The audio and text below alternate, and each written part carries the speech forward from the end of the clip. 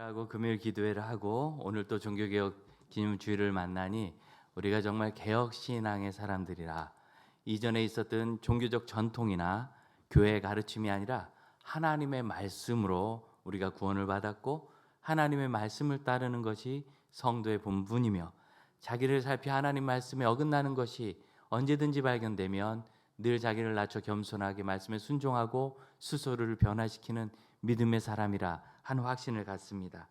절기를 우리에게 주신 하나님께 감사하며, 오늘 이번 종교개혁 집회 기간에 우리가 특별히 자녀 양육에 대한 성경의 명령을 발견하고 우리가 가졌던 그릇된 태도를 회복하고자 하였는데, 거기에 관한 많은 도전을 주께서 주셔서 감사합니다. 항상 이렇게 교회가 어떤 귀한 절기나 사역을 진행할 때, 집회를 할 때 그 속에 나의 삶을 얹어서 가는 교회 공동체의 수레에 함께 얹어가면 힘있게 행복하게 또 서로 위로를 받으며 정보를 얻어서 더 잘 갈 수 있다는 것을 믿으시고 그렇게 동행하는 가족들 되시길 축복합니다. 이스라엘 백성들이 가나안 땅을 정복할 때도 그렇게 함께 가는 일이 있었어요. 그래서 가나안 땅을 정복할 때 요단강을 기준으로 요단강 서쪽부터 지중해까지, 거기가 가나안 땅인데 요단강 동쪽 지금의 요르단 국가에 해당되는 지역, 그 지역도 이스라엘 백성들이 정복하에 차지합니다. 처음에 그 지역을 출발해서 가나안 땅 요단강을 건너서 다 들어가야 되는데 거기를 보니 참 보기가 좋았단 말이죠. 그 밑에 에돔 지역의 광야, 사막에 준하는 그런 광야를 지나다가 요르단강 동편에 있는 지금 요르단 나라 그 지역, 모압과 암몬 지역, 그리고 북쪽으로 가나안 사람들의 지역을 볼 때 그 비가 내리고 그러면 거기 풀이 올라오고 꽃이 피어서 참 아름답대요.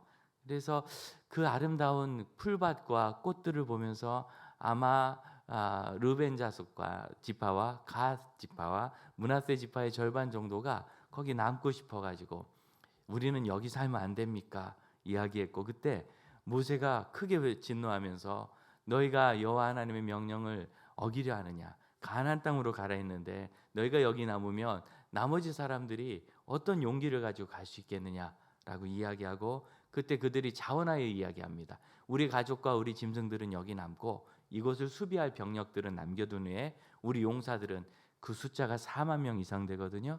우리 용사들은 다른 어떤 지파들보다 더 앞서서 전진해서 우리 동족을 보호하고 공격해서 그 땅을 차지하는 일을 하겠습니다 하고 약속을 했고, 실제로 그렇게 진행을 해서 몇 년 걸렸을까 잘 몰라요. 짧게 잡으면 수년일 수도 있고, 왜냐하면 출발했는데 가보니까 내가 나이가 많았다든가 몸에 부상을 당했다든가 좀 빨리 왔을 수도 있고, 가나안 정복 자체가 완수되기까지 15년 이상 걸린 것으로 생각하면 길게는 15년, 20년까지도 걸렸을 수도 있어요.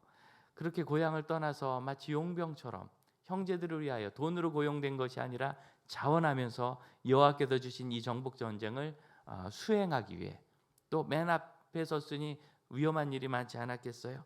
그렇게 험한 시간을 보내고 적지 않은 숫자가 부상을 입거나 목숨을 잃었을 겁니다. 그 속에서 살아남은 사람들이 이제 이 가나안 지역을 다 정복하여 평화가 왔을 때 여호수아가 이제 너희의 가족에게 돌아가라 했을 때, 여러분 그 마음이 어떤지 느껴지십니까? 그 마음의 회한이 느껴지십니까? 여러분, 우리는 항상 우리 수민 형제가 찬양한 대로 이 땅에 나그네로 거해야지, 여기에 정착하고 사는 사람처럼 모든 것을 여기 쏟아부으면 실패한 영혼이 됩니다. 실패한 삶이 됩니다. 모든 것을 쏟아부으려고 하면 욕심에 사로잡히게 되고 그 자체가 실패의 철학을 가지고 있는 거예요. 그러나 이것을 잘 지내다가 떠난다라고 생각하면 훨씬 수월하게 모든 것을 볼 수 있고 내려놓을 수 있고 하나님 뜻에 순종할 수 있고 포기할 것을 포기하고, 그리고 내 생각과 다른데 하나님이 주신 것을 취할 수 있습니다. 여러분, 이런 바른 믿음의 자세, 나그네 삶을 행복하고 강건하게 사는 믿음의 자세가 있기를 바랍니다. 그들이 그렇게 돌아갈 때 2절 3절 보면 여호수아의 평가가 참 좋습니다. 하나님께서 너에게 명령하신 모든 것을 다 순종했다. 그럼 이런 말씀 들으실 수 있길 바라요.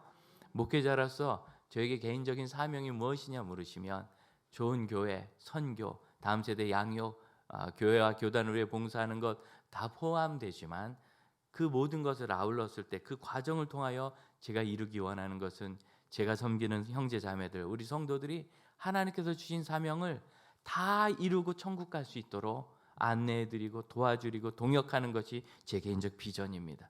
그래서 저는 제가 무슨 TV에 나갔는지, 제가 어느 큰 집회에 초청을 받았는지, 제가 얼마나 많은 사람을 전도했는지, 물론 이거 이제 영구원이니까 귀하지만 거기에는 그렇게 큰 관심이 없습니다. 그 과정을 통하여 누가 나와 함께 성숙하여 하나님의 사명에 함께하게 되었는가, 이것이 저에게 중요해요. 참 중요한 원리인 겁니다. 어제는 토요일은 제가 웬만하면 안 가는데 친하게 아시는 분들이 부탁하면, 아는 분들이 부탁하시면 거절하지 못해서 오후에 1시간 정도 교사 세미나를 인도하러 다녀왔습니다.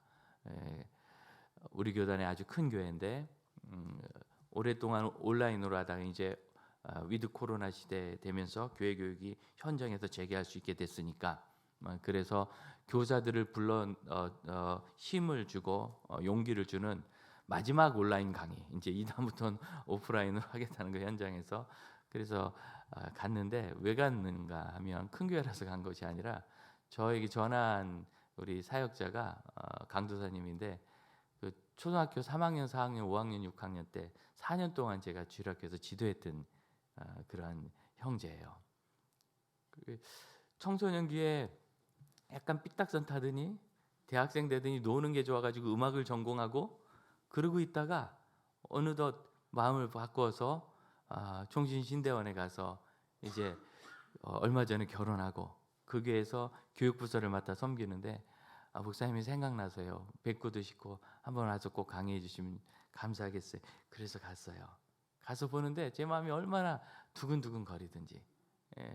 그리 강도사님이 초등학교 5학년 때 제가 5, 6학년 부서를 맡으면서 아이들이 좀 용기 있고 도전하는 신앙이 되어서 하나님을 위해서 무엇인가 할 수 있다는 걸 배웠으면 좋겠는데, 뭐 아이들은 그렇잖아요. 뭐든지 받으려고만 하고 누리려고만 하고 왜 더 주지 않느냐고 불평하기 십상해요. 그러니 제일 좋은 방법은 헌신하도록 인도하는 겁니다.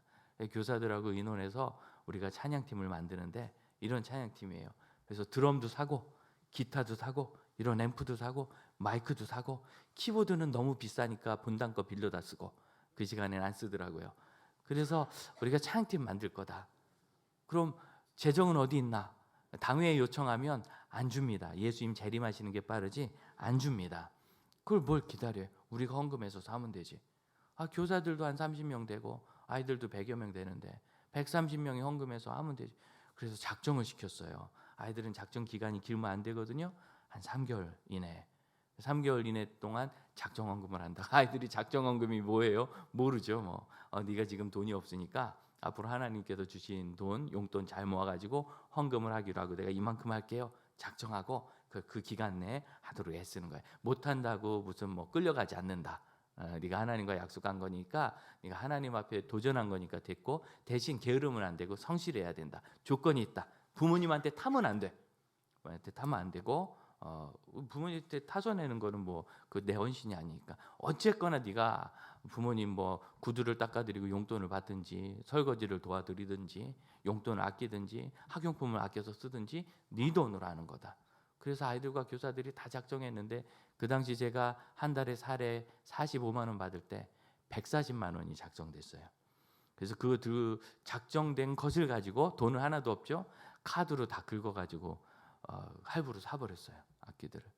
그래서 주일날 악기를 쫙 깔아놓고 초등학생들이 눈이 휘둥그레지죠. 드럼을 자기 눈앞에서 이렇게 가까이서 본 적이 없거든요. 그래. 아이들이 그래서 헌금을 할 때 헌금 봉투 좋은 거 못 쓰고 비싸니까 원가도 안 나와요. 그래서 노란 봉투 있죠. 옛날 서류 보내던 거.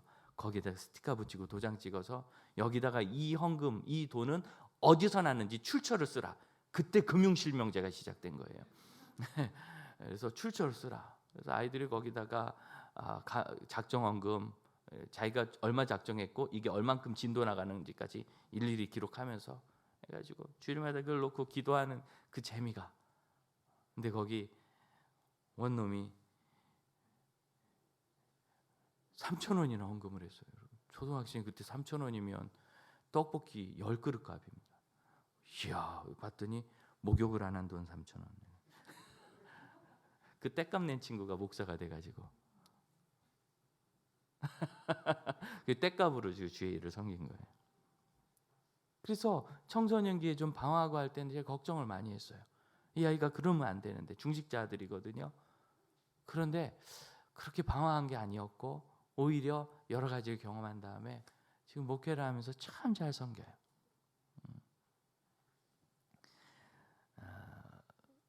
희생하고 섬기고 앞장서는 그 일, 나누는 그 일을 우리가 자녀들과 함께 해나갈 수 있고, 여러분 이런 부르심이 우리에게 있다는 걸 믿으시기 바라요. 다 순종했구나. 어렸을 때라도 내가 주를 위하여 하나님 뜻에 순종하는 것을 가르치는 것, 이것이 제 사명이고 그 일이 저는 지금도 행복합니다. 그래서 제가 우리 교회에서 여러분 만나서 이렇게 행복하게 목회하는 것만큼이나 그 형제가 목회자가 돼 있는 게 저는 너무 행복합니다. 뭐 목회자가 아닐지라도 어디서든지 주를 위해 헌신하고 있는 것이 저는 제가 이렇게 여러분 사랑받는 것 이상으로 행복합니다. 그게 제 사명이기 때문에, 우리 모두의 사명입니다. 하나님 뜻을 다 이루는 것. 여러분이 여호수아가 22장 2절에 한 칭찬을 다 주님께 받으시길 축복해요. 내 인생의 목표는 다른 게 아니다. 여호와께서 하신 모든 일에 우리가 순종하였다. 내가 내 뜻에 다 순종했구나. 이 말씀은 또 왜 위로가 되느냐면, 내가 내 뜻을 다 성취했구나라고 말하지 않은 것에서 위로가 돼요. 여러분, 하나님이 우리에게 원하시는 것은 성취가 아닙니다. 물론 이들은 성취하죠. 성취는 반드시 와요. 순종하는 사람들에게 하나님께서 성취 안 주시겠어요? 당연히 주시죠. 시켜놓으시고 그 일이 안 이루어지게 하면 하나님이 우리를 속이신 거가 되는 거예요. 당연히 성취가 돼요. 그런데 성취의 책임은 우리에게 없는 거예요. 우리의 책임은 순종에만 있어요. 충성하면 그 일로 하나님이 받으시고 예뻐하십니다. 이들을, 이 4만여 명의 용사들이 귀환할 때 하나님이 그들을 얼마나 귀하게 생각하시고 기뻐하시고 예뻐하셨을까. 3절을 보면 오늘까지 날이 오래도록 감동이 되지 않습니까? 어느 한순간 하는 건 누구나 합니다. 도전은 누구나 받습니다. 종교개혁 주간에 우리 자녀 잘 키우자 도전은 누구나 받습니다. 그런데 어느 한순간이 아니라 오래도록. 왜? 이러면 그 일은 오래 걸려요. 그 일은. 제가 그 젊은 목회자 우리 후배 형제에게 같이 우리 헌금하자 해서 그 형제가 그때 3만 원을 작정하고 헌금을 했는데, 어쨌든 3,000원씩을 10번 해가지고 다 채웠어요. 몇 달 동안. 그런데 그 일이 있었던 게 1998년도거든요. 얼마 걸렸습니까? 1998년도부터 지금까지. 99년도에 그 친구가 6학년일 때 제가 지도하고 지금까지 한 번도 못 봤어요. 한 번도. 그런데 너무 똑같이 생겼더라고. 어쩜 그렇게 변화가 없는지. 키만 컸지 장가는 가서 아버지가 됐는데 똑같이 생긴 이 친구를 32년 만에 보는데, 제가 한 일은 아니죠. 우리는 물을 주고 심고 그럴 뿐이에요. 자라게 하시고 거두시는 이는 하나님이십니다. 하나님의 손이 그 위에 있으니 작은 헌신으로서는 계산할 수 없는 크고 아름다운 열매가 있어요. 이 일은 오래 걸리는 일입니다. 이 시대 우리가 제일 조심해야 될 우상주의는 돌부처한테 가서 절하는 이런 것이 아니라 세속적 가치와 기류인데, 빨리 결과를 얻으려고 하는 즉각적인 보상을 원하는 이 사악한 마음을 버려야 돼요. 그럼 가치 있고 귀한 거는 즉각적 보상이 오지 않습니다. 어느 유명한 그 부동산 투자 전문가가 나이가 70이 넘으신 분인데 그런 얘기를 하시더라고요. 땅은 뭐 강남 땅, 논현동 어디 뭐 이런 거 사는 게 아닙니다. 그런 건 전문가들이 하는 겁니다. 그럼 보통 사람은요, 그냥 외곽에 한적한 곳에 그 사서 필요한 대로 쓰는 겁니다. 그럼 그 땅값이 언제 오르나요? 안 오르지요. 안 오른대. 그러면은요, 그걸로 당신 손주가 어느 날 거기 개발이 되거나 변화가 오면서 당신의 아들도 딸도 아니고 손주가, 그것이 새로운 그 집안의 기업이 되는 겁니다. 느낌이 오십니까? 땅을 살고 팔고 부쳐먹는 사람도 3대를 바라보고 땅을 사라고 하는데, 그럼 우리가 하나님의 다음 세대를 세운다 하면서 5년, 3년, 10년, 그러면 10년도 참 긴 시간이죠. 더 보아야 합니다. 더 보아야 합니다. 더 보아야 합니다. 오랜 시간 하나님이 결과를 주실 때까지 너희가 형제를 떠나지 하지 않고 명령하신 그 책임을 지켰다. 5절. 이 5절은 여호수아서 전체의 결론과도 같고 우리의 결론과도 같습니다. 같이 다시 한번 천천히 뜻을 생각하며 읽어보겠습니다. 오직 여호와의 종 모세가 너희에게 명령한 명령과 율법을 반드시 행하여 너희의 하나님 여호와를 사랑하고 그의 모든 길로 행하며 그의 계명을 지켜 그에게 친근히 하고 너희의 마음을 다하며 성품을 다하여 그를 섬길지니라. 아멘. 보이시죠? 명령과 율법을 행하고 여호와를 사랑하고 그 길로 행하고 그의 계명을 지키고 그에게 친근하게. 여러분, 하나님께서 우리에게 사명을 주시는 이유는 그 사명을 어렵지만 순종한 사람을 통하여 그 과정이 하나님과 친밀해지기 때문이에요. 가만히 앉아서 기도해서는 하나님 앞에 더 깊은 친밀함까지 나아가지 못합니다. 하나님의 사명에 동역해야 그 이상의 길이 열려요. 그리고 마음과 성품을 다하여 그를 섬기라. 하나님을 그렇게 사랑하는 것. 6절 여호수아가 그들에게 축복하여 보냅니다. 너무 좋죠? 분위기 좋습니다. 그래서 그들이 그렇게 많은 수많은 전리품과 함께 고향으로 귀향하면서 10절 가나안 땅 요단 언덕 가이를, 이제 요단 언덕에서 가나안 땅 요단강을 건너가면 자기들이 얻은 요단강 동편 땅이 나옵니다. 지금의 요르단지요. 거기서 요단가에 제단을 쌓는데 보기에 큰 제단, 눈으로 보기에도 어마어마하게 큰 제단을 거기다 쌓습니다. 그리고 갔어요. 이 제단의 의미가 무엇인가? 이 소식을 듣고 12절 이스라엘 백성들, 나머지 9지파 반이죠. 가나안 땅에 정착한 민족들이 실로에 모여서 그 동편에 있는 2지파 반과 전쟁을 하러 가려고 합니다. 자, 상황이 아주 긴박하게 돌아갑니다. 또 왜 이렇게 급해요? 모여서 싸움부터 하려고 그래. 누가 제안을 했는지 모르지만 그 전에 13절 사절단을 보내서 대화를 시도합니다. 4절로 누가 가는가? 이스라엘 자손 제사장 엘르아살의 아들 비느하스, 모세의 형 아론이 있고 아론의 후손이 레위 지파 중에서 제사장 가문이에요.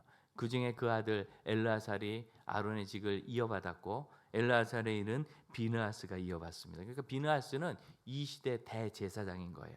대제사장을 보내고 좀 특별하죠. 밑에 제사장이 아니라 제일 중요한 분을 보내고 14절 각 지파에 한 명씩 10명의 9지파반이니까 10명을 뽑아서 11명이 가가지고 대화를 합니다. 16절입니다. 뭐라고 대화를 하느냐면 너희가 왜 이렇게 죄를 짓느냐? 이 제단을 쌓아서 너희가 여호와를 거역하려고 하느냐? 이 제단을 어떻게 이해했느냐면 실로에 있는 여호와의 성막, 거기에 있는 제단에서 여호와께 제사를 지내야 되는데 그렇게 하지 않고 자기네 동네 가까운 곳 가나안 땅에 제단 하나 크게 세웠구나. 이건 하나님의 뜻 레위기 율법에 반대되는 거예요. 그래서 하나님의 뜻을 거절해서 큰 죄악을 범하니까 이 민족의 죄악을 해결해야 된다. 당신들끼리 지은 죄악인가? 아니라는 거예요. 17절 부올의 죄악을 이야기하고 20절은 아간의 죄를 얘기합니다. 부올의 죄악은 우리가 좀 더 이따 얘기할 것이고 아간의 죄 기억하시죠? 아간이 여리고성 멸망할 때 물건을 좀 훔쳤다가 그로 인하여 이스라엘이 패망하는 역사가 있었잖아요. 그래서 한 사람의 죄가 거기서 끝나지 않고 민족 전체에 문제가 되니까 이스라엘 백성들이 지금 거기에 대한 두려운 마음이 있는 거예요. 두려운 마음이 있으니까 이 일이 커지기 전에 이들을 처단해야 된다. 왜 처단을 하려고 했을까? 이것도 우리가 생각해야 합니다. 당황하자 22절입니다. 2지파 반의 대표들이겠죠. 그들이 맹세하면서 얘기해요. 만일 우리가 여호와 하나님께 범죄하는 것이고 하나님을 거역하는 것이었으면 우리를 구원하지 마옵소서. 23절 우리를 벌하시고 아주 우리를 내쫓아 주옵소서. 우린 그런 뜻이 아닙니다. 그 뜻은 뭐냐? 24절입니다. 우리가 목적이 있어서 주의하고 이같이 행하였노라. 그 목적은 뭐냐면 너희의 자손이 우리 자손에게 말하여 이르기를 너희가 이스라엘 하나님 여호와에 무슨 상관이 있느냐. 지금은 가나안 정복 전쟁에 이 두 지파 반의 용사들이 앞장섰고 최고의 공신이며 여호수아가 얘기한 것처럼 여호와 하나님의 모든 명령에 순종한 것을 다 알아요. 그런데 그들의 후손들은 뭐 얘기는 듣겠지만 피부에 와닿지 않겠죠. 저는 유교 얘기 많이 들었는데 별로 피부에는 안 와닿아요. 경험한 사람과 같겠어요. 저희 어머님들이 총탄이 떨어질 때 솜잎을 뒤집어 쓰고 누웠는데 엎드렸는데 총성이 먹고 나가보니 이불에 총알이 박혀 있었다. 이런 얘기 실감이 안 납니다. 그럼 지금 한 세대밖에 안 됐는데도 이런데 시대가 많이 지나가면 과연 그런 일들이 그 요단강 동쪽엔 왜 살아요? 거긴 가나안 땅 아니잖아요. 약속의 땅은 서쪽인데 여러분 이렇게 생각하는 후손들과 이 마음을 맞추기가 쉽지 않겠죠. 그래서 그 증거의 단을 거기다 세웠다는 거예요. 25절 이 일은 너희와 우리 너희 자손과 우리 자손 그러니까 곧 자녀들을 위한 준비라고 설명을 한 겁니다. 30절 이 일을 듣고 아주 좋게 여깁니다. 그리고 33절 이 보고를 듣고 나머지 사람들도 좋게 여깁니다. 자 그러면 22장을 우리가 이해할 때 좋은 분위기로 시작해서 좋은 뜻으로 시도한 일이 오해를 받아가지고 전쟁 직전까지 갔다가 그게 잘 설명이 되면서 해결이 되었구나 이렇게 이해할 수 있겠죠. 이게 막 복잡하게 왔다 갔다 해요. 여기서 우리가 생각할 것 하나는 뭐냐면 재단을 쌓은 것 같고 뭐 전쟁까지 할 듯이 그렇게 실제로 폰만 잡은 것이 아니라 진짜 전쟁을 하려고 한 거예요. 이야기가 잘 안 통했으면 예를 들어서 두 사절단 중에 한쪽이라도 분노하면서 판을 엎었으면 이건 민족 대상잔의 큰 전쟁으로 번지는 겁니다. 아니 재단 쌓은 일 하나 가지고 왜 이런 문제가 있었는가? 이 본문의 정서를 좀 이해할 필요가 있는데 그 정서를 이해할 수 있는 비결이 34절에 있습니다. 같이 한번 읽을까요? 시작. 루벤 자손과 갓 자손이 그 제단을 에지라 불렀으니 이는 우리 사이에 이 제단은 여호와께서 하나님이 되시는 증거라 함이었더라. 오늘날 가장 유명한 히브리어 그 사본 본문에 이 본문이 이렇게 딱 명확하게 설명이 돼 있지 않아요. 그러니까 약간 모호하게 그렇게 적혀 있는데 NIV 성경, NIV 영어 성경 같은 경우 그리고 우리의 세번역 성경 같은 경우에는 이 본문을 굉장히 히브리어 오늘날 있는 사본의 원문에 가깝게 그렇게 번역합니다. 어떻게 돼 있느냐면 이스라엘 자손과 갓 자손이 그 제단을 에시라 불렀는데 우리 사이에 그리고 하나님 사이에 이렇게 돼 있어요. 이게 좀 애매하죠. 뭔 뜻이야? 그런데 이 에시라는 단어 자체가 에드거든요. 히브리어. 에시 그 자체가 증거란 뜻이 있어요. 그럼 다시 얘기하면 이스라엘 자손들이 그 제단을 증거라고 불렀는데 우리 사이에 하나님 우리 사이에 그리고 하나님이 되시는 뭐 이렇게 돼 있어요. 그래서 이것을 고대의 그 시리아 지역에서 번역된 사본이 이걸 설명을 해두었습니다. 번역을 해서 어떻게 번역을 하느냐면 오늘 우리가 읽은 이 개역 성경처럼 번역을 해요. 영어의 흠정역 성경도 이렇게 번역을 하거든요. 그래서 이것을 주류로 지금 우리가 따르는 거예요. 이런 의미다. 그 자손을 에스라 불렀는데 그 이유는 이 제단은 여호와께서 하나님이 되시는 증거다. 그래서 이 에드라는 이 에시라는 단어가 그 본문 자체에 굉장히 부각이 돼 있어요. 이 에디라는 단어 중심으로 모든 것이 부르는 것과 증거가 된다는 것과 우리 사이에라는 단어, 우리 하나님이 우리 하나님 이 모든 문장이 에디라는 단어를 핵심 단어로 해서 그렇게 구성이 되어 있습니다. 이게 무슨 뜻인가? 이 우두라는 동사에서 하는데 이 우두의 원래 의미는 두 겹으로 싸다는 뜻이에요. 분명하게 했다는 거예요. 한 겹으로 싸도 좋지만 두 겹으로 싸면 더 단단한 거죠. 그래서 분명히 했다. 그런 면에서 증거하다라는 뜻을 가지고 있습니다. 이게 동사로 쓰였을 때 구약 성경 본문에서 10번 중에 7번은 증거하다로 번역하지 않습니다. 경고하다라고 번역합니다. 경고하다. 명확하게 경고하다. 뭐 영어로 하면 노티스했다 그런 뜻입니다. 그럼 증거와 경고는 조금 달라요. 증거는 내가 필요한 때 쓰는 거죠. 필요한 일이 없으면 증거는 그냥 덮어버리면 돼요. 그런데 경고는 그걸 보고 기억해야 돼요. 언제 썼느냐면 창세기 43장 유다가 자기 아버지에게 얘기해요. 아버지 야곱이 빨리 애굽에 가서 식량을 더 사오너라, 다 떨어졌다. 그랬더니 유다가 그 애굽 사람 총리 있잖아요. 그 총리가 우리에게 시몬 형제를 가두면서 다시 나에게 올 때는 막내 동생을 데려와라. 안 데려오면 내 얼굴을 보지 못할 것이다라고 엄히 경고하였습니다. 이 엄히 경고하다는 단어가 에드예요. 우두라는 단어입니다. 출애굽기 19장 21절 여호와께서 이스라엘 백성이 방만히 행하는 것을 보고 이들이 위험하다 생각하셨어요. 그리고 모세에게 너 신속하게 내려가서 백성에게 경고하여 백성이 밀고 들어와서 여기서 죽임당하지 않도록 하라. 그럼 죽을까 봐 하는 경고는 뭐 필요하면 들으세요 하는 겁니까? 잘 기억해야 되는 겁니까? 그런 단어로 쓰이는 게 우두예요. 명사형으로 쓰여도 절반 정도는 이 증거가 그냥 단순히 우리가 생각하는 어떤 재판사형의 증거 정도가 아니라 명확한 경고의 의미를 쓰입니다. 대표적인 단어를 여러분 알고 있는데 갈르엣이라는 단어 아시죠? 갈르엣. 이 갈르엣은 어느 지명 이름인데 야곱이 라반 외삼촌 집에서 종살이 하다가 재산을 많이 얻고 자녀도 많이 얻었어요. 이 외삼촌이 너무 포악해가지고 또 나도 고향에 가고 싶고 그래서 외삼촌 모르게 가족들 다 데리고 재산 싹 데리고 가지고 그 많은 가축들 데리고 그 하란을 떠났어요. 이제 같이 살지 않고 떨어져 살았기 때문에 외삼촌이 나중에 그 소식을 들었죠. 용사를 모아가지고 잘 됐다 아마 속으로 그렇게 생각했을 거예요. 이 기회에 조봇된 조카놈 처단하고 싹 다 뺏어야지. 막 그런 생각 쫓아간 것 같아요. 쫓아가는데 야곱을 만납니다. 야곱이 두려웠겠죠. 외삼촌이 뭐라고 얘기하느냐면 참 못된 사람이 여기 있는 이 여자들 다 내 딸이고 야곱의 아내들이에요. 못됐어요. 이 손주들 다 내 손주고 야곱의 아들들이에요. 다 자기 거래. 이 동물들도 다 내 거고. 이렇게 못된 인간입니다. 이런 인간 안 만나셨으면 여러분 감사하길 바래요. 그냥 우리 남편 정도면 되게 괜찮은 거예요. 이렇게 못된 사람이에요. 그런데 어젯밤에 이게 결정적입니다.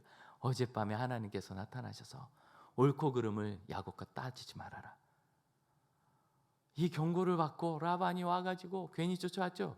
힘만 들게 와서 하나님 때문에 내가 어쩔 수 없다. 너 여기서 나랑 언약하자. 그래서 야곱이 거기서 돌 기둥을 세우고 음식을 나눠 먹으면서 그 기둥을 갈렛, 에드죠. 증거의 무더기라고 불렀어요. 근데 이 증거는 무슨 증거냐면 이 증거로 우리가 조약을 맺었는데 창세기 31장 52절 이 기둥이 증거가 되는데 내가 이 무더기를 넘어 내게로 가서 헤어질 것이 아니요 해하지 않을 것이요 너도 이 무더기를 넘어 내게로 와서 해하지 않을 것이라. 여러분 이건 평화의 증거예요. 그러니까 여기를 넘어가면 전쟁이 일어난다는 경고입니다. 노티스 이해되시죠? 그러니까 여기서 이 증거의 단위라는 것은 그런 일이 있었어요 하는 기념비가 아니에요. 경고예요. 경고. 무슨 경고? 우리는 여호와 하나님을 믿는다. 그래서 그걸 요단강 건너편에 세운 거예요. 자기들 지역에 세워야죠. 르우벤, 갓, 므낫세 지파의 땅 요단강 동편에 안 세우고 요단강 서편 가나안 땅의 초입에. 그런데 여러분 이 요단강 동편은 땅이 높습니다. 높이가 900m 됩니다. 저 앞에 사야는 거로부터 1200m나 밑에 있어요. 거기는요 제 꿈 중엔 이게 있습니다. 천국에 가면 하나님께 특별히 부탁해서 나중에 그 요르단 언덕에서 사해까지 모래썰매를 타고 내려가 보고 싶다. 거기 그냥 얼마나 시원하게 나무도 없어요. 그냥 쫙 뻗어 있는지. 거기서 보이는 그곳에 아마 언덕이라고 한 거 보니까 요단강물이 넘지 않는 지역 길갈 평원쯤 되지 않을까. 거기에다가 멀리서 봐도 딱 보이는 큰 제단을 이건 하나님께 예배하기 위해 세운 제단이 아니고 그 제단은 무엇을 의미하느냐? 실로에 있는 제단을 의미하는 거예요. 우리의 신앙의 뿌리는 저기 있다. 너희들 이 여호와를 잊으면 안 되고 그 가나안 땅에 있는 아홉 집 아반의 후손들도 우리를 과시하면 안 된다. 우리는 다 여호와 안에 하나다. 이 증거를 남기고 싶었던 거예요. 여러분 이 에드 경고라는 말을 마음속에 새기면 이 본문의 분위기가 이해되지 않습니까? 이스라엘 백성들이요 지금요 마음이 갈급해요. 저 두 집 하반이 우리를 배반하고 여호와를 배반하는가? 야단이 났어요. 갈급하는가? 여러분, 절실해야 됩니다. 다음 세대의 믿음을 세우는 일은 우리 애들 예수 잘 믿었으면 좋겠다는 희망적 기대 갖고 되는 거 아니고, 적당하게 나 따라서 교회 잘 다니면 되겠지, 적당한 선에서 되는 일이 아니에요. 이 아이들을 끌어내는 인력은, 세상의 인력은 어마어마하게 강합니다. 저희 아이가 여러분 많이 도와주셔서, 그리고 사실 전액 장학금으로 갔다 왔어요. 10달을 미국에서 교환학생하고 인턴십 할 때 기숙사에서 성경을 읽고 있으면 미국 애들이 와서 보고, 야, 너 이런 걸 읽니? 뭐라고요? 너 이런 걸 읽니? 너도 예수 믿는구나, 나도 교회 다녀라고 얘기한 아이가 단 한 명도 없었대요.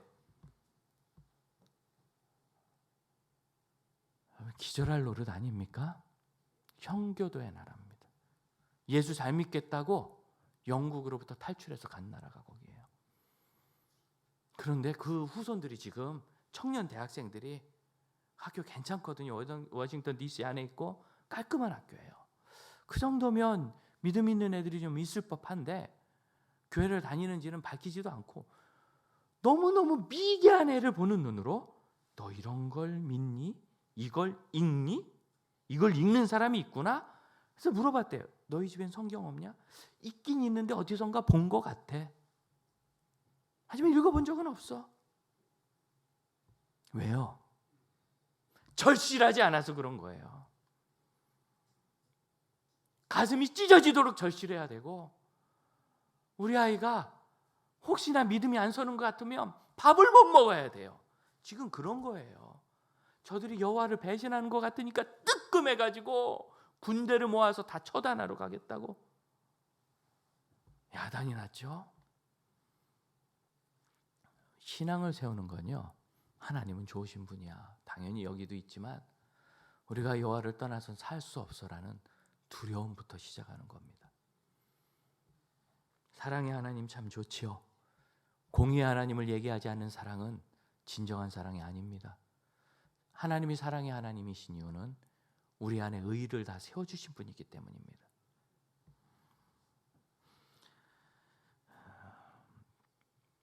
이들이 와서 부올의 죄악을 얘기했다는 것, 민수기 25장에 바알보올이라고 되어 있는데, 그들이 시딤에 머물렀을 때 그 지역에 있는 바알보올이라는 우상을 섬겼습니다.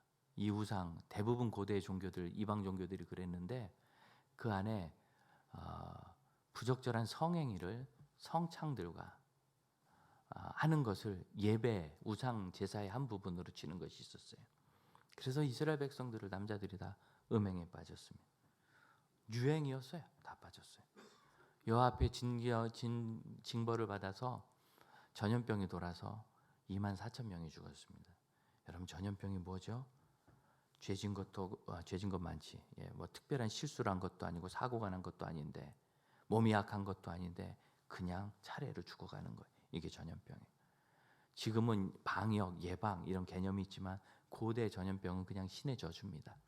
왜 생기는지도 모르고 어디로 가는지도 모르고 끔찍한 죽음, 24,000명입니다. 그 죽음의 현장에서 그들이 우상 숭배 때문에 그런 문제가 터졌다는 것을 깨닫게 되고, 다들 기진하고 처참하고 비참해서 쓰러져 있을 때, 그때 이스라엘 백성들의 지도자예요.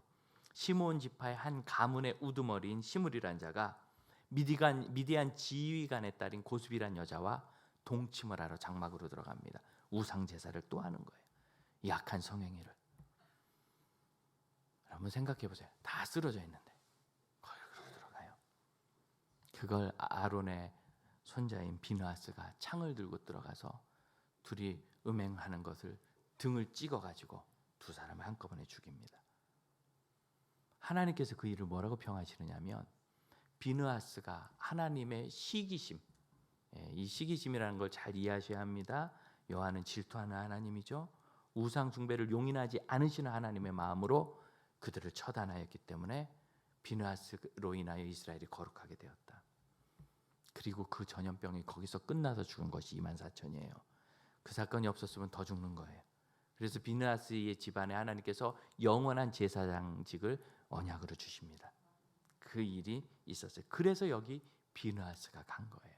우상 숭배와 관련된 죄악이기 때문에. 기억하십시다. 이스라엘이 죄를 지은 거 문제입니다.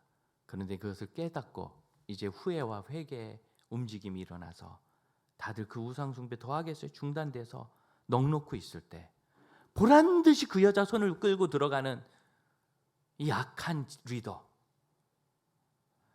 어디서나요? 우리의 마음에 약간 이렇게 좀 약간 반골적인 기질이 있는 분이 있으세요. 제가 좀 그런 편이고요. 뭐 천성이죠.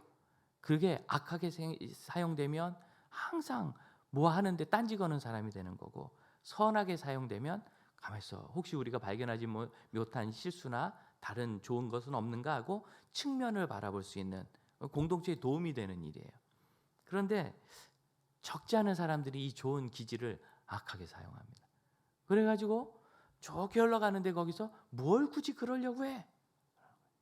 여러분, 이 시므리가 한 이 짓이 얼마 전까지는 아무 문제 안 되던 거예요. 이스라엘 남자들 다 하던 짓입니다. 그런데 지금은 아니잖아요. 종교개혁이 일어난 거예요. 신앙개혁이 일어난 거예요. 그럼 나도 바뀌어야 되는데 뭐 하던 건데 왜 새삼스럽게 이래? 이런 거죠. 어느 교회든지요, 형제들의 모임이 잘 안 됩니다. 형제들 순 조직해봐야 잘 안 모여요. 모이려고. 왜? 자매들과 형제는 성격이 다르거든요. 우리 자매님들은 종이 하나 갖다 놓고 쓰면서 성경 읽으면서 대화하면 눈물 흘고 차 한 잔만 주면 다 해결이 되는데, 형제들은 이게 잘 안 돼요. 예. 그래서 교회에서 형제 소그룹이 잘 안 되는 편입니다. 우리 교회는 아닙니다. 우리는 젊을수록 형제들 잘 모이고, 지난 금요일은 찬양팀 오전에 미팅 좀 하자 그래 모였는데 전원이 다 남자여서 심지어 목회자까지. 제가 너무 기가 막혀서 사진 찍어놓고 다시는 안 봐요. 너무 칙칙해가지고 까만 옷 입고 다 모여가지고. 하지만 여전히 우리 교회도 특히 중장년들은, 기혼자 그룹은 소그룹 모임에 아직은 어려움이 없습니다. 하지만 지금 젊은 신혼그룹들은요, 형제들 잘 모여요. 이게 문화죠. 그런데 형제들이 잘 모이는 때가 있어요. 일을 시키면 잘해요. 이번 체육대회 때 아무개 순이 나서서 이런 부분을 좀 진행해 주시죠. 그럼 일하러는 잘 모여요. 지금 조직적으로 헌신하고 자기 돈 쓰면서 잘 섬깁니다. 그래서 잘 섬겼어요. 기분 좋죠. 그럼 이제 순장이 우리가 이렇게 모인 김에 이번 주 금요일날 순모임 한번 합시다. 그럼 꼭 그 중에 한 사람이 뭘 또 그런 걸 이런다고. 아닌가요? 분위기 좋게 흘러가면 따라가야지. 선하고 좋은 일 개혁 아니에요. 이번에 은혜 받아서 우리도 가정 신앙을 회복해야 된다. 우리 가정 예배 드리자. 그런데 가정 예배라는 말이 이제 초기에는 좋았는데 지금 이 시대에는 오히려 가정 신앙 양육에 약간 짐이 되는 것 같아요. 그 예배가 가져온 분위기에. 일단 예배한다 그러면 찬양 부르고 뭐 막 세레모니 하려고 들거든요. 그래서 앞으로 우리는 이걸 하려고 합니다. 따라해 볼까요? 가정 큐티. 가족 큐티. 가정이 하나님 말씀 읽고 서로 나누고 같이 기도해 주는 거. 큐티로. 그렇게 하면 이것이 더 좋은 신앙 교육이 되지 않을까. 우리 생각하고 마음도 좀 훨씬 가볍고, 우리 같이 큐티하자, 모이자. 그럼 꼭 엄마 왜 꼭 그걸 하려 그래? 뭐 이렇게 꼭 해야 돼? 여러분, 이게 문제인 거예요. 저는 여기에 부활 사건이 언급된 것이 우연이 아니라고 생각합니다. 선한 신앙의 흐름이 있을 때, 지금 이스라엘 백성들이 잘 나가고 있잖아요. 가나안 전쟁 마치고 평화가 임했을 때 우상 숭배라는 심각한 문제를 저지를 가능성이 있는 이 한단, 그것을 보고 그들은 부활의 사건을 떠올린 거예요. 그럼 거기서 필요한 건 뭐죠? 돌이켜야 되고, 돌이키는 일에는 여러분 주저해서는 안 됩니다. 이러한 돌이킴을 힘있게 하는 것이 뭐냐면 19절과 같은 말이에요. 19절. 만일 너희의 소유가 깨끗하지 아니하거든 여호와의 성막이 있는 여호와의 소유지로 건너와. 그러니까 요단강 동쪽이 그렇게 좀 신앙적으로 불안하다면 거기서 그러지 말고 그 땅 버리고 포기하고 이쪽으로 건너와라. 건너와서 우리 중에서 소유지를 나누어 가질 것이라. 여러분, 여기 두 지파 반인데 인구가 좀 많은 지파들입니다. 이쪽에 9지파 반이 있고, 건너오면 3분의 1이나 4분의 1의 땅을 내줘야 돼요. 예? 이 땅 때문에 지금까지 목숨 걸고 싸웠죠? 그래서 이제 간신히 얻었죠? 농사 짓기 시작하죠? 그런데 그 중에 3분의 1이나 4분의 1을 떼줘야 돼요. 오라는 거예요, 차라리. 지도를 놓고 보면 물론 광야가 많긴 하지만 요단강 동편이요, 아래부터 위까지 엄청나게 넓은 땅입니다. 그거 포기하고 와라. 개혁이, 변화가 힘을 받고 다음 세대를 키우는 일이 힘을 받으려면 반드시 포기가 있어야 돼요. 학원 공부 욕심, 여행의 기회, 무슨 참여, 인턴십, 참 좋은 일로도 포장돼 있어요. 이러므로 그거 다 붙잡고 하나도 포기하지 않으면 믿음의 길로 갈 수가 없습니다. 왜? 그 학원 주일날 오전에 쪽지 개반할 테니까 이번 중간고사 찍어줄 테니까 오라고 하거든요. 그 여행 꼭 주일 껴서 가요. 그 인턴십 기회 가려면 비 맞춰야 되고 술자리 가자, 2차로 노래방 가자, 3차로 어디 가자는 거 안 쫓아가기 힘들어요. 안 그럴 수 있는 길도 있어요. 근데 적지 않은 길들은 그런 위험 요소가 있어요. 그 일이 적절치 않거들랑 포기하고 오너라. 여러분, 자녀들에게 그렇게 말할 수 있는 분인 줄로 압니다. 또 실제로 많은 분들이 여기 그렇게 하고 계십니다. 그거 엄마 아빠가 조금 더 노력해서 너 한번 채워줘 볼게. 그까짓 거 안 해도 된다. 과연 이 일을 우리가 할 수 있는가? 여보, 당신 그렇게 월요일부터 금요일까지 일하고 토요일날 쉬는 것으로 부족해서 주일날 오전에 예배 못 드려서 주일 성수 못 한다면 내가 알바를 해서라도 조금 더 벌어볼게. 차라리 그거 그만둡시다. 오전 타임만 할 수 있는 조금 벌어도 좋으니까 일로 바꿉시다. 여러분, 이런 포기가 없이 믿음이 어떻게 서요? 전쟁을 하겠다는 이들이 너희를 죽여 없애겠다고 하지 않고요. 그 땅이 예수 믿기 좋지 않거들랑 버리고 오너라. 우리가 우리 중에 3분의 1 떼서 줄게. 그까짓 거 버리자. 우리 하나님 언약 여기는 것도 충분하고, 여러분 자격증 하나, 성적 조금, 무슨 인턴십 기회 하나, 그거는 세상의 아부하고 타협해서 얻을 수 있을지 모르지만 인생의 변화는 그것으로 오지 않습니다. 성취는 하나님만이 주십니다. 성취는 하나님 안에 있습니다. 우리가 그거 알잖아요. 그런데 지금까지 우리가 그렇게 못해서 문제가 되는 거예요. 절실한 마음을 가지시기 바라요.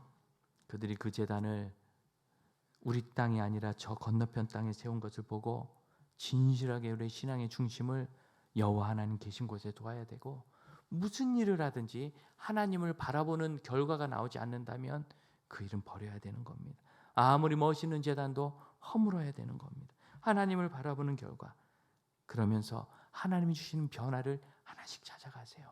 지금이 기회입니다. 여러분 가정에 가족 큐티할 수 있는 기회예요. 이 종교개혁 기간을 놓치면 이 다음 도전을 또 언제 받을지 몰라요. 아이들하고 지난 금요일날 기도한 이때, 부모님이 은혜 받은 이때, 마음에 급한 마음이 있은 이때, 절실함이 있을 이때 해야지.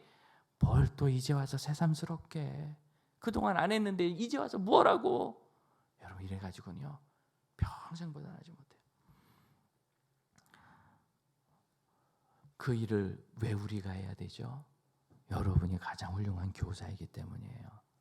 좋은 교육은 지식을 가르치는 것이 아니라 목숨을 주어 사랑하는 교육 아닌가요? 우리 자녀들을, 내 가족을 목숨 걸고 사랑하는 사람은 전 세계 여러분밖에 없어요. 하나님, 예수님 제외하고는.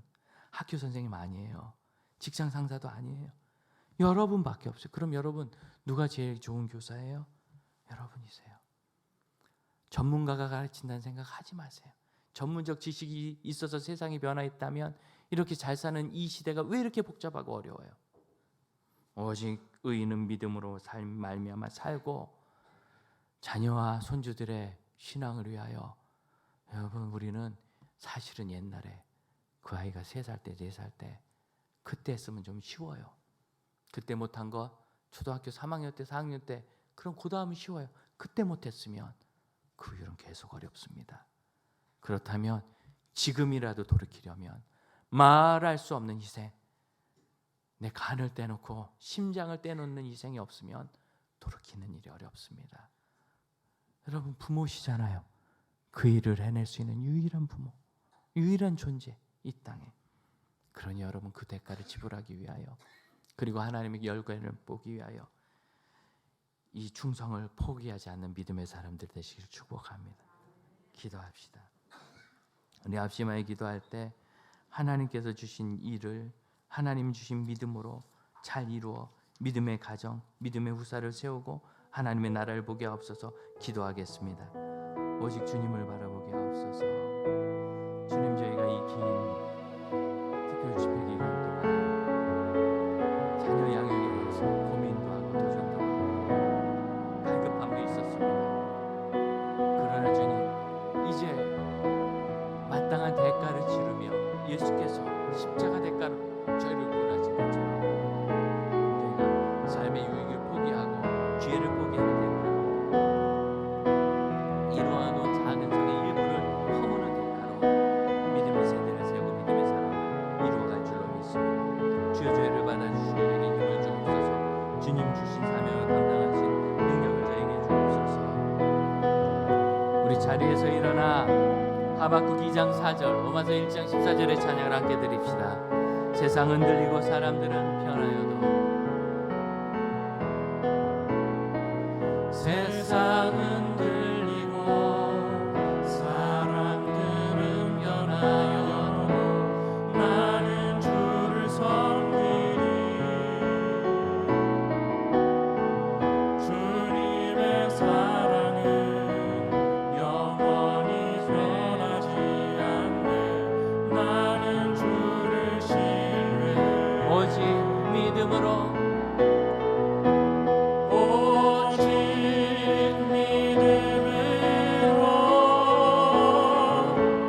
믿음으로 내가 살리라. 오직